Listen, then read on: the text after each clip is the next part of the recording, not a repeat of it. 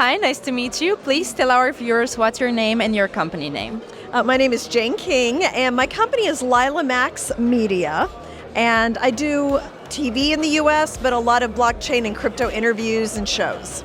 Can you tell us more about the company? Well, it's mainly my core business is television, still in the US, and I report for local stations all around the United States. But I recognize that TV is an old media, and I've been fascinated by blockchain. I kind of stumbled onto it by accident, and crypto, and have been fascinated with the technology, think it could be transformative, and have tried to stay involved in this industry ever since then. Sounds amazing. What do you think about CryptoExpo Europe? I think it's wonderful. I mean, I live in New York. This is my second year here.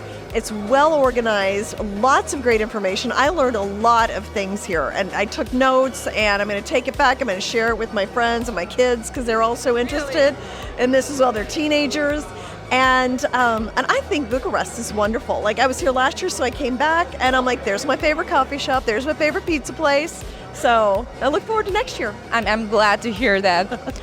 Okay, so what's your message to the people that think it's too late to invest right now in the crypto? Well, it is, getting a lot of attention. And but I think some of the advice that people gave yesterday about investing, 1% of your net worth in crypto is probably a good idea. That way you have some exposure, because I do think in the long term this is going to be a great investment. But it may go back and forth, and it can fall, and it can be really scary. I've lived through that.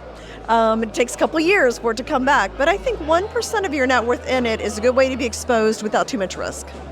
All right. What is your Bitcoin price prediction for the top of this bull run? Well, for some reason, 100,000 is sticking in my mind.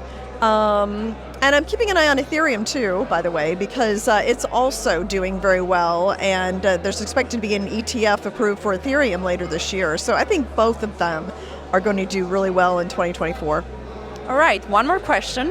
What was the biggest risk you took when you invested?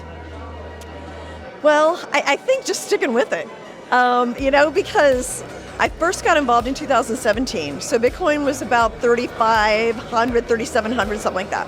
It went all the way down to like 1,500, and I was like, oh my gosh, like I had taxes to pay. I was like, I should have sold it, And I was like, well, too late now. I'm just going to keep it. Then all the way up to 66, then all the way down to like 15, and now back up to 66 again. So You keep it? I think just that I stuck with it. It was scary, and I was like, but I believe in it. I believe in the technology, both for the technology reasons and the macroeconomic reasons, and so I stuck with it. All right. Thank you so much for your time. Thanks. Great to be here.